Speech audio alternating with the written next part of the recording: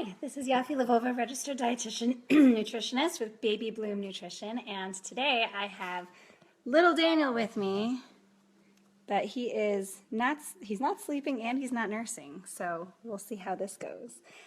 Today we're going to be talking about kids in the kitchen, how to get them in the kitchen, and what you should be able to expect from your kids by age group.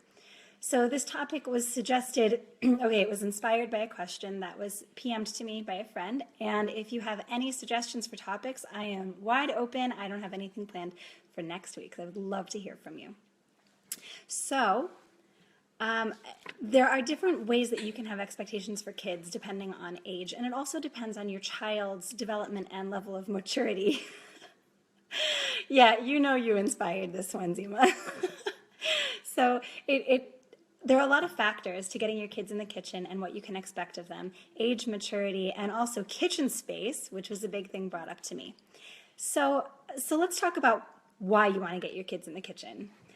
So it's a great way to spend time together. The only time you really don't want to get your kids in the kitchen is when they are hungry and when you really need to get a meal on the table in half an hour, because this is an activity. This is not something that's speedy.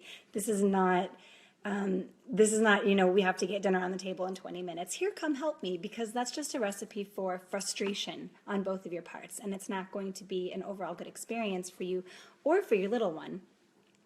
While you're cooking, you can talk about colors and shapes. What does this taste like? Work on taste vocabulary. This is bitter, this is sweet, this is crunchy, which means it's loud when you chew. It's a lot of fun to talk about that with kids, and you can do that while you're grocery shopping as well to really get them involved. This works on fine and gross motor skills, and depending on the specific activity, it can really help with a lot of different ways of development. You're spending time together, and it's time when they feel like they are included and they have some really active role in creating something. So it's really important for them to feel that responsibility and to know how important they are. It's also a very non-threatening way to introduce foods. It can be threatening to a child who might have selective eating when let's say peppers. They don't want to eat peppers when you put it on a plate in front of them. Well, if you're in the kitchen and you're chopping them together, maybe they're going to want to sneak a bite because it's not at the table, it's not during a regular eating time.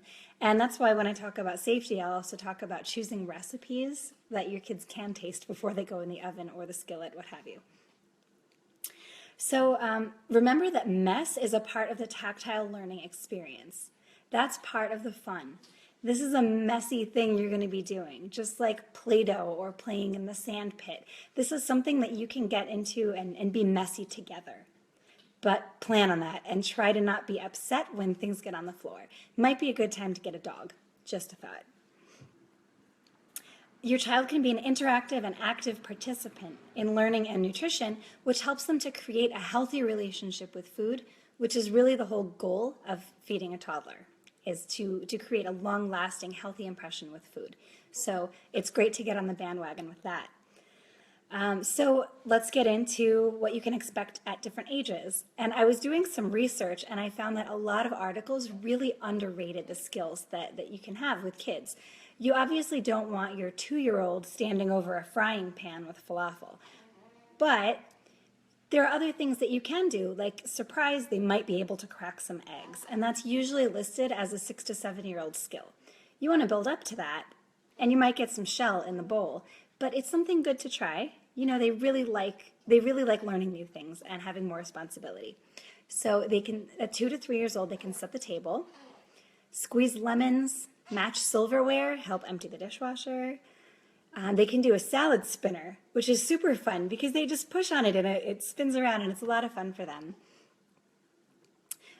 They can stir, they can mash, they can roll out dough. Dough is really fun for little kids, and if you're really concerned about mess, then you can make bread in a baggie and you just mush it, and that's a lot of fun for them. But of course you want to move past that as the adult and get past the whole mess idea and really get into it. Kids really love playing with dough. Cutting. You can get toddler knives. If you look on Amazon at toddler knives, I have also a video that I've done on knife safety that you can find in my Facebook videos and on my YouTube channel. They can measure either with the spoons or with the cups. and you'll help them with that, of course. They can form balls. So if you're doing, I wouldn't say meatballs because it's raw meat and toddlers. It's not really a great combination unless you're really on top of the washing and they understand the health implications of that. But if you're making energy balls, for example, oatmeal bites, those are great opportunities for kids to roll things into balls, and that's a lot of fun. Peeling, to some extent, they might need some help with that. Scooping avocados, which is fun. Pouring liquids or scooping batter. Cracking eggs, as I mentioned. Grating cheese. You'll want a little bit of supervision with that too because that can be sharp. Making fruit kebabs, and I say that because vegetable kebabs require a little bit more oomph and they might need some help. And also operating blender switches or the food processor switches. They can, at the toddler test kitchen coming up at the Hallie Hart Children's Museum, we're going to be making Popeye muffins, which is a blender recipe. And kids just love putting stuff in the blender, and then you help them put the lid on and they flip the switch and it makes that loud noise, and it's so much fun for them. When they get a little bit older, they can take those skills and really develop them a little bit more. They can dice and mince, they can zest, which is fun. It's also a fun word to say with them. Use a pizza cutter, flip pancakes, open cans, and the truth is that littler kids can flip pancakes as well with the proper supervision. Some safety measures. For kids, they want to be in the proper attire. You don't want a lot of clothing that's really loose that can get in things or get, God forbid, burned or something. You want to encourage them to not run. They need to use their listening ears and stand still while you're cooking. They need to wash their hands before cooking. As far as what the adults are in control of, you need to make sure that your kids have a safe height for leverage. Either that means you're standing on a learning tower, which those can be expensive, but if you Google IKEA Learning Tower IKEA Learning Tower hack, it'll teach you how to take an IKEA item and make it into a learning tower for, I think it's about $20 total. You want to have a proper safe place to stand, so that's either the learning tower or you can be at a kid's size table and bring whatever bowl you're mixing down to the table so that they can stand and have about between their belly button and their chest should be the height of what they're mixing to get proper leverage. And if they're cutting, it's even more important if they're using those toddler knives. Check out my video on knife skills. It's really surprising what your kids can be capable of. So let them surprise you. Have fun with them. And please comment below with any recipes you love to make with your toddlers, any questions you might have, and topics that you might suggest for next week's Naptime Nutrition.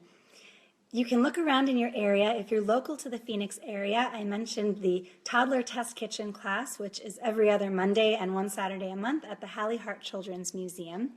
And you can find that information on my Facebook page or on theirs. I'll make a link to it below when the video ends. And that's so much fun, and you're not cleaning up the mess. Or there might be some class in your area where you can really get involved with your toddler and figure out how to do it so you can take these skills home. Check out my Pinterest list, Kids in the Kitchen, pinterest.com/Yaffi, Y-A-F-F-I, for lots more ideas on fun recipes you can make with your kids. And get those kids in the kitchen. Have a great time, and I will see you next week for Naptime Nutrition, Tuesday at 1 p.m. Arizona time, 3 p.m. East Coast time, and GMT -7. And hopefully I will fully have my voice back too. Thanks, and see you next week.